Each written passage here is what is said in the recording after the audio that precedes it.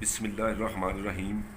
Dear students, 10th class की chemistry का chapter number 9 यानी पहला चैप्टर है और उसका लेसन नंबर 3 आज हम पढ़ेंगे graphical explanation of equilibrium state, graphical explanation of reversible reaction, graphical explanation of the dynamic equilibrium. तीनों में से कोई भी होगा तो ये ग्राफिकल एक्सप्लेनेशन यही चलनी है। पेपर में सवाल इस तरह आता होता है कि रिवर्सिबल रिएक्शन को ग्राफ की मदद से और एग्जाम्पल की मदद से एक्सप्लेन करें, या पूछेगा इक्विलिब्रियम स्टेट को ग्राफ की मदद से या एग्जाम्पल की शक्ल में वजाहत करें। तो सबसे पहले हमने ये पीछे पढ़ा था कि इक्विलिब्रियम स्टेट क्या होती है। केमिकल रिएक्शन के दौरान जब ये देखें, ये केमिकल रिएक्शन है CaCO3, डबल एरो लगा हुआ है, इधर भी फॉरवर्ड भी रिवर्स भी CaO + CO2, यानी कि ये जो हैं ये टूट कर ये दो बना रहे हैं और ये दोनों मिलकर ये बना रहे हैं। एक ही वक्त में ये दोनों चीज़ें चल रही होती हैं। तो जब फॉरवर्ड रिएक्शन का रेट और रिवर्स रिएक्शन का रेट जो है, स्पीड यानी रेट का मतलब होता है स्पीड, फॉरवर्ड जो रिएक्शन चल रहा है इसकी स्पीड और रिवर्स रिएक्शन की स्पीड बराबर हो जाए तो इस स्टेट को, इस हालत को इक्विलिब्रियम स्टेट कहते हैं। इक्विलिब्रियम। अब ये मैंने थोड़े से हिंट भी लिखे हैं कि rate of forward reaction is equal to rate of reverse reaction, यानी इस इक्विलिब्रियम स्टेट में पहली शर्त तो ये है कि फॉरवर्ड रिएक्शन की स्पीड और रिवर्स रिएक्शन की स्पीड बराबर हो जाती है। Number 2, composition of a reaction mixture constant. Reaction mixture के अंदर जो चीज़ बन चुकी है उसकी मकदारें जो हैं वो उतनी ही रहती हैं, अब तब्दील नहीं होती। फ़र्ज़ किया मैंने कहा था ये 10 ग्राम है, ये 5 ग्राम है, ये 5 ग्राम है, तो चाहे जितनी मर्ज़ी अब दिन पड़ा रहे ये रिएक्शन जो है अब ये मकदारें इतनी ही रहेंगी। सिर्फ फ़र्क ये है कि जितना ये बनेगा उतना साथ ये बनता जाएगा, कांस्टेंट मकदारें रहेंगी, इसमें फ़र्क नहीं पड़ना। ये ज़्यादा बनेगा तो ये भी ज़्यादा बनेगा, तो उस हिसाब से मकदारें सेम ही रहेंगी। रिएक्टेंट्स और प्रोडक्ट्स अनचेंज। जो रिएक्टेंट हैं वो रिएक्टेंट रहेंगे, जो प्रोडक्ट हैं वो प्रोडक्ट रहेंगे, क्योंकि वो अब एक इक्विलिब्रियम स्टेज पे है, अब उसमें तब्दीली नहीं आ सकती। तो दोनों चीज़ें जो है उनकी मकदारें भी तब्दील नहीं होती और उनका जो रिएक्टेंट है वो रिएक्टेंट ही रहता है और प्रोडक्ट जो है वो प्रोडक्ट ही, दोनों मौजूद होते हैं at a time reaction vessel के अंदर। इक्विलिब्रियम स्टेट जो है इसकी दो किस्में होती हैं। एक को हम कहते हैं स्टैटिक इक्विलिब्रियम, यानी साकन हो जाता है, इक्विलिब्रियम एक जगह पे जाकर रुक जाता है। मिसाल के तौर पर आपने एक बिल्डिंग बनाई है, बिल्डिंग जब खड़ी करते हैं तो ये तो नहीं होता कि बिल्डिंग टूट जाए फिर बने फिर टूट जाए, ऐसा नहीं होता। वो एक जगह पे खड़ी है, उसका जो इक्विलिब्रियम होता है वो एक जगह पे जाकर ठहर जाता है। इसको हम कहते हैं स्टैटिक इक्विलिब्रियम, यानी इक्विलिब्रियम जो है वो रुक जाता है, रिएक्शन स्टॉप हो जाता है, सीजेस टू प्रोसीड, आगे बढ़ने से रुक जाता है। और दूसरी टाइप होती है डायनामिक इक्विलिब्रियम। डायनामिक का मतलब होता है मुतहर्रक, जो हर वक्त हरकत में रहे। जैसे कि ये रिवर्सिबल रिएक्शन में हमने पढ़ा था कि ये हर वक्त चलता रहता है, ये इधर जाता रहेगा, ये इधर ये मुसलसल चलते रहते हैं, ये मुतहर्रक होते हैं, इन्हें डायनामिक इक्विलिब्रियम कहते हैं। इसमें क्या होता है, रिएक्शन नॉट स्टॉप, रिएक्शन कभी रुकता नहीं है, हमेशा चलता रहता है। फॉरवर्ड और रिवर्स रिएक्शन की स्पीड सिर्फ बराबर होती है लेकिन ये चलते रहते हैं। रिवर्सिबल रिएक्शन जो है ये कभी मुकम्मल नहीं होते और ये डायनामिक इक्विलिब्रियम हमेशा रिवर्सिबल रिएक्शन में होता है। ये जो स्टैटिक इक्विलिब्रियम होता है ये रिवर्सिबल नहीं होता। ये बिल्डिंग जब बन गई या ये कभी नहीं हो सकता ये रिवर्स हो गया फिर बिल्डिंग टूट जाए फिर बन जाए, ये रिवर्सिबल नहीं होता। ये रिवर्सिबल होता है, दोनों डायरेक्शन में चलता है और रिएक्शन कभी मुकम्मल नहीं होता, क्योंकि वो जब इक्विलिब्रियम पे पहुंच जाता है तो रिएक्टेंट भी मौजूद होते हैं वहाँ पे और प्रोडक्ट भी मौजूद होते हैं, वो हर वक्त चलता रहता है। अब नेक्स्ट सवाल है कि how dynamic equilibrium establish. Dynamic equilibrium कैसे एस्टैब्लिश होता है।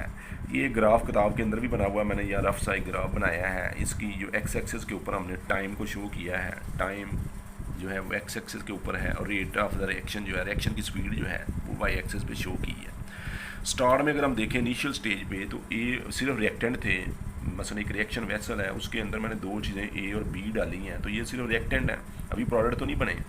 तो स्टार्ट में क्या होगा कि रिएक्टेंट की वजह से फॉरवर्ड रिएक्शन की स्पीड तेज़ होगी, रिवर्स रिएक्शन की तो कोई स्पीड नहीं है, अभी तो प्रोडक्ट बनेंगे तो रिवर्स रिएक्शन होगा ना।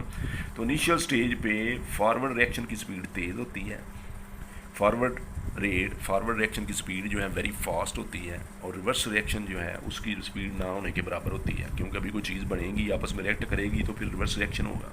ठीक है जी। ग्रेजुअली कुछ देर के बाद अब जब प्रोडक्ट बननी शुरू हो गई, यानी ए बी को जब मिक्स किया तो ये सी और डी बना, तो ये सी और डी मिलकर अब जो है ये रिएक्टेंट भी बना रहे हैं, इधर से ये प्रोडक्ट बना रहे हैं, ये रिएक्टेंट बना रहे हैं। तो इस स्टेज पे जब थोड़े देर के बाद देखेंगे तो फॉरवर्ड जब रिएक्टेंट की मकदार कम होती जा रही है, प्रोडक्ट की मकदार बढ़ती जा रही है, तो जब इनकी मकदार कम हो जाएगी तो इनकी स्पीड भी कम हो जाएगी। तो थोड़ी देर के बाद फॉरवर्ड रिएक्शन की स्पीड कम हो जाती है और रिवर्स रिएक्शन जो है वो फास्ट होना शुरू हो जाता है, पहले स्लो था अब तेज़ होना शुरू हो जाता है। एक स्टेज ऐसी आती है जब फॉरवर्ड और रिवर्स रिएक्शन दोनों बराबर हो जाते हैं, इसको इक्विलिब्रियम स्टेट कहते हैं। अब ग्राफ की मदद से इसको समझने की कोशिश करते हैं कि एक्स एक्सिस के ऊपर टाइम शो हो रहा है, वक्त गुजरने के साथ साथ हम इस तरफ मूव कर रहे हैं और स्पीड के साथ इस तरफ। फॉरवर्ड रिएक्शन ऊपर से नीचे की तरफ आ रहा है क्योंकि फॉरवर्ड रिएक्शन की पहले स्पीड ज़्यादा थी, तो स्पीड हम शो कर रहे हैं, तो यहाँ ये स्पीड ज़्यादा है। फॉरवर्ड रिएक्शन की स्पीड पहले ज़्यादा थी, कम हो रही है, वक्त के साथ साथ कम हो रही है। एक वक्त आता है कोई स्पीड तब्दील नहीं होती, वो एक ही सीधी लाइन में आ जाती है, इस लाइन में आ जाती है, स्पीड यहाँ से अब तब्दील नहीं होगी।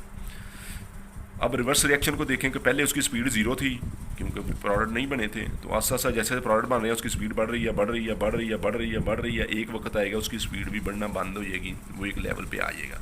ये जो स्टेज होती है यहाँ पर जाकर रिवर्स रिएक्शन और फॉरवर्ड रिएक्शन दोनों की स्पीड एक जैसी हो गई हुई है, इक्विलिब्रियम स्टेट कहते हैं। रेट ऑफ फॉरवर्ड रिएक्शन बराबर है रेट ऑफ रिवर्स रिएक्शन के। तो ये ग्राफ की मदद से हमने शो किया कि फॉरवर्ड रिएक्शन की स्पीड पहले ज़्यादा होती है, आस्ता आस्ता कम होती जा रही है, एक वक्त आएगा वो कम होनी बंद हो गई है। रिवर्स रिएक्शन की स्पीड पहले ज़ीरो थी, आस्ता आस्ता ज़्यादा हो रही है, एक वक्त आएगा कि वो ज़्यादा होनी बंद हो जाएगी और यहाँ पर आकर दोनों की स्पीडें बराबर हो जाएंगी फॉरवर्ड और रिवर्स रिएक्शन की। इस स्टेज को इक्विलिब्रियम स्टेज कहते हैं। अब जिस एग्जांपल की मदद से उसने एक्सप्लेन किया है, जो प्रैक्टिकल एग्जांपल है वो H2 पहले भी आप पढ़ चुके हैं। हाइड्रोजन और आयोडीन गैसेस को मिलाएं तो ये 2HI बनता है, ये दोनों मिलकर जो है ये बनाते हैं, ये जो है वो आगे फिर इसमें कन्वर्ट हो जाता है। इसको अलहदा से भी मैंने शो किया, दोनों को इकट्ठा शो करेंगे, ये रिवर्सिबल साइन लगेगा फॉरवर्ड और रिवर्स का, और ये फिर ये इक्वेशन बन जाएगी। ऑलरेडी आप पिछले टॉपिक में इसको डिस्कस कर चुके हैं। तो ये आज का हमारा टॉपिक था कि हमने ग्राफ की मदद से एक्सप्लेन करना था रिवर्सिबल रिएक्शन को, कि उसमें इक्विलिब्रियम स्टेट कैसे अच्छी अटेन होती है। अब मैं किताब में से आपको बताता हूँ कितना आपने याद करना। किताब का page number 4 and page number 5। कल हमने यहाँ तक पढ़ा था, आज हमारा टॉपिक यहाँ से शुरू हो रहा है। मैंने ऊपर हेडिंग भी लिखे हुए हैं, अंडरलाइन भी किए हुए हैं। आपने सारा यहाँ से लेकर यहाँ तक ये टॉपिक जो हैं ये याद करने हैं। यहाँ से ये एग्जांपल शुरू हो रही है, ये ग्राफिकल एक्सप्लेनेशन है, यहाँ से ग्राफिकल एक्सप्लेनेशन है, ये एग्जांपल है, और ये जो है डेफिनेशन हैं स्टैटिक इक्विलिब्रियम, डायनामिक इक्विलिब्रियम और केमिकल इक्विलिब्रियम स्टेट क्या होती है, ये पहले उसकी डेफिनेशन दी गई है। तो यहाँ तक आज का सवाल आपने याद करना है, ग्राफ बनाना है मुकम्मल की। बड़ा ही मशहूर सवाल है, एक्सरसाइज का पहला सवाल भी है ये लॉन्ग में, तो ये अक्सर पेपर में आता है।